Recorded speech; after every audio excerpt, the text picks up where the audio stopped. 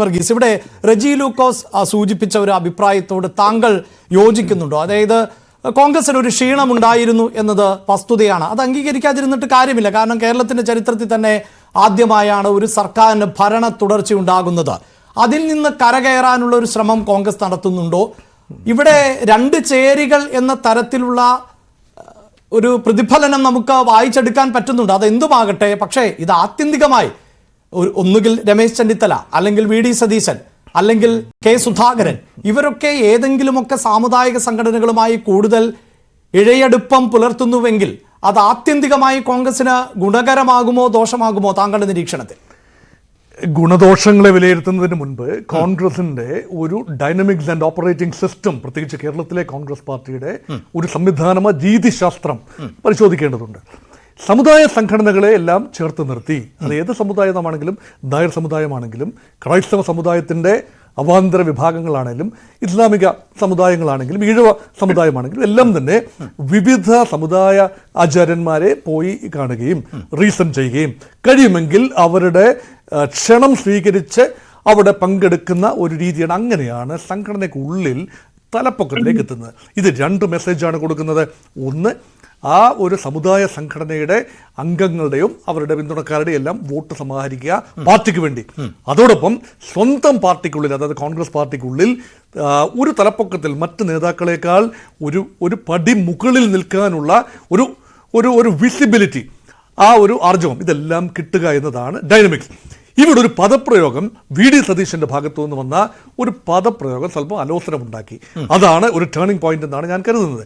അതായത് സമുദായ മേലധ്യക്ഷന്മാരുടെ അല്ലെങ്കിൽ സമുദായങ്ങളുടെ തിണ്ണ നിരങ്ങുന്ന ഒരു രീതിക്ക് എന്നെ കിട്ടില്ല. അപ്പോൾ ഈ തിണ്ണ നിരങ്ങുക എന്ന പദപ്രയോഗം ഒരു പക്ഷേ എത്രത്തോളം സഭ്യമാണ് എന്നത് ഡിബേറ്റബിൾ പോയിന്റാണ്.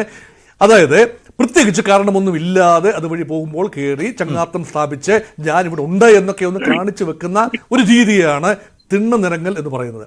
എന്നാൽ കുറച്ചുകൂടി സമൃദ്ധമായി തിണ്ണ നിരങ്ങൽ എന്ന ഒരു വിതിൻ കോട്സ് നടക്കുന്നുണ്ട് പല പാർട്ടികളുടെയും. ഒരു പക്ഷേ ക്രിസ്തുമസ് നയതന്ത്ര BJP-യുടെ ഭാഗത്ത് ക്രിസ്തുമസിൻ്റെയും ഈസ്റ്ററിൻ്റെയും ഒക്കെ നാളുകളിൽ ക്രൈസ്തവ നേതാക്കളെ പോയി സന്ദർശിക്കാൻ ഒരു അവസരം നോക്കുകയാണ്. വെറുതെ ഒരു ദിവസം പോവുകയല്ല, ഒരു വേദി കണ്ടെത്തുകയാണ്. അത് മാത്രമല്ല, ആ നേതാക്കൾക്ക് പലപ്പോഴും ഇപ്പോൾ പ്രധാനമന്ത്രി നരേന്ദ്രമോദിയുടെ ക്ഷണം ലഭിക്കുന്നു പിന്നെ ചില ക്രൈസ്തവ മേലധ്യക്ഷന്മാർക്ക്. അപ്പോൾ അതൊക്കെ ഒരു നയതന്ത്രത്തിൻ്റെ ഭാഗമാണ്. കാരണം സമുദായങ്ങൾക്ക് ഭരണകൂടങ്ങളെയും അധികാരത്തിലിരിക്കുന്നവർക്ക് സമുദായങ്ങളെയും എല്ലാം ആവശ്യമുണ്ട് എന്നതാണ്. പക്ഷെ കോൺഗ്രസും ഇടതുപക്ഷവും തമ്മിലുള്ള ശ്രീ റെജി ലൂക്കോസ് പറഞ്ഞ ഒരു കാര്യമെന്ന് പറയുന്നത് ഈ തിണ്ണ നിരങ്ങാൻ പോയി ഇപ്പം സംഭവിച്ച കാര്യം, ഈ വിമർശനം വന്നിരിക്കുന്നത് വി ഡി സതീശൻ്റെ കാര്യത്തിലാണ്. വി ഡി സതീശൻ ക്ഷണം, ആ ഒരു നിലപാട് വി ഡി സതീശൻ പറഞ്ഞു. പക്ഷേ വി ഡി സതീശൻ അങ്ങോട്ട് പോയി കണ്ടതിനെക്കുറിച്ചല്ല ഇവിടെ വാർത്തകൾ വരുന്നത്. മറിച്ച് മാർത്തോമ സഭയുടെ ഏറ്റവും പ്രധാനപ്പെട്ട ഇവൻ്റാണ് മാരാമൺ കൺവെൻഷൻ. ആ മാരാമൺ കൺവെൻഷൻ നടക്കുന്നത് ഫെബ്രുവരി മാസം ആദ്യമാണ്. ആ കൺവെൻഷൻ വേദിയിൽ അത് ലക്ഷക്കണക്കിന് ആളുകൾ ഒത്തുകൂടുന്ന ഇടമാണ്. ഏഷ്യയിലെ തന്നെ ഏറ്റവും വലിയ ക്രൈസ്തവ കൂടിവരവാണ് മാരാമൺ കൺവെൻഷൻ. അവിടെ വേദിയിലൊരിടം, അത് മാത്രമല്ല പ്രത്യേക ക്ഷണിതാവായി അദ്ദേഹത്തെ സംസാരിക്കാനായി വിളിക്കുകയാണ്. അത് മാത്രമല്ല, റാന്നിയിൽ ഇപ്പോൾ കണ്ട നമ്മുടെ ആശ്രമം, അതുപോലെ കോട്ടയം ജില്ലയിൽ 2 ഇടങ്ങളിൽ, ഇനി അത് മാത്രമല്ല മറ്റിടങ്ങളിലും ഇപ്പൊ ക്രൈസ്തവ സഭയിലെ അവാന്തര വിഭാഗങ്ങൾ മത്സരിച്ച് വി ഡി സതീശനെ വിളിക്കുന്നതിന് പിന്നിൽ എനിക്കൊരു നിരീക്ഷണമുണ്ട്. അത് ഞാൻ വ്യക്തമായി ആ ഒരു ട്രെൻഡ് കാണുന്നു.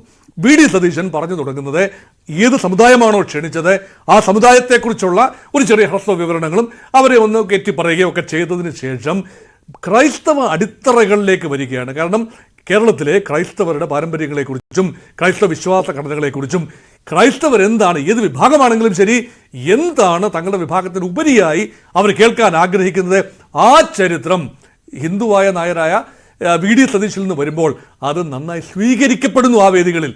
അതേസമയം രമേശ് ചെന്നിത്തലയുടെ രീതിശാസ്ത്രം കുറച്ചുകൂടി വ്യത്യസ്തമാണ്. ആ സമുദായത്തെക്കുറിച്ച് മാത്രം NSSനെ വാഴ്ത്തി പറയുന്നു. NSSന്റെ സമുദായ ആചാര്യൻ, ഇപ്പോഴത്തെ general secretary G. Sukumaran Nair, NSSന്റെ പുത്രനായി രമേശ് ചെന്നിത്തലയെ വിശേഷിപ്പിക്കുന്നു. ഇത് പരസ്പര സഹായ സഹകരണ പദ്ധതിയാണ്. പക്ഷെ ഇതിനൊരു അക്കാഡമിക് ടച്ചും ഇന്റലക്ച്വൽ ടച്ചും കൊടുക്കാൻ സതീശന് കഴിഞ്ഞു എന്ന് പറയുന്നത് തീരെ ചെറിയ കാര്യമല്ല. പക്ഷെ ഇത് ഒരു പക്ഷേ മറ്റ് സമുദായങ്ങളെ സ്വല്പം അലോസരപ്പെടുത്തുന്നുണ്ട്.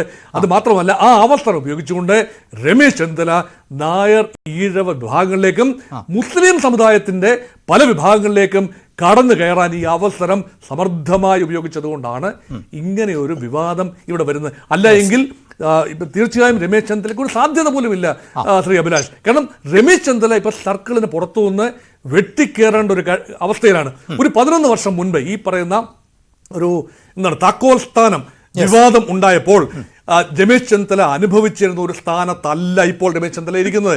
അദ്ദേഹത്തിന് സ്റ്റേച്ചർ സ്വന്തം പാർട്ടിക്കുള്ളിലും കേരള സമൂഹത്തിനുള്ളിലും ലേശം കുറഞ്ഞു എന്ന ബോധ്യമാണ്. അത് തിരിച്ചു പിടിക്കണമെങ്കിൽ സീനിയർ നേതാക്കളുടെ പിന്തുണ ആർജിക്കണം. ജൂനിയർ നേതാക്കൾ വലിയ തോതിൽ സതീഷിനോടൊപ്പം ചേരുന്ന ഒരു റീഅലൈൻമെന്റ് കണ്ടു, ഗ്രൂപ്പ് വ്യത്യാസം അന്യേ. അങ്ങനെയെങ്കിൽ തിരിച്ചു പിടിക്കാനുള്ള ഒരു നല്ല അവസരമായി ഈ run up to the election, ഇനി 1.5 വർഷമുണ്ട് നിയമസഭാ തെരഞ്ഞെടുപ്പിൽ, അത് ഉപയോഗിക്കുന്ന കാഴ്ചയാണ്. ശ്രീകുമാർ, ഇവിടെ രമേശ് ചെന്നിത്തല